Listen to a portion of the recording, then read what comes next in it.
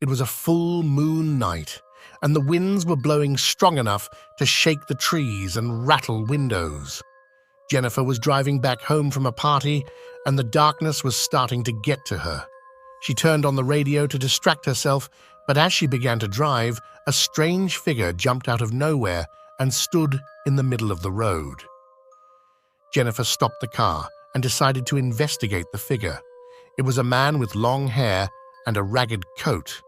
He asked her for a ride, and when she agreed, the man got into the car and asked her to drive towards the woods. The strange part was that the woods were miles away, and it was already past midnight. Jennifer obliged, and as they drove towards the woods, the man became increasingly restless, and she started to get scared. The closer they got to the forest, the fewer sounds she heard, and she started to feel like something was off. When they finally arrived at the woods, the man disappeared into the darkness, leaving Jennifer alone. She tried to start the car, but it wouldn't work. It was then that something brushed against her car window, and to her surprise, she saw the man again. This time, he had changed. His eyes were glowing red, and his hair had grown even longer.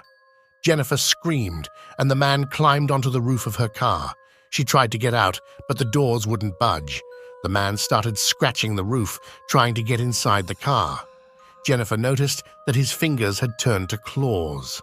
She realized that the man had turned into a werewolf and that she was in grave danger.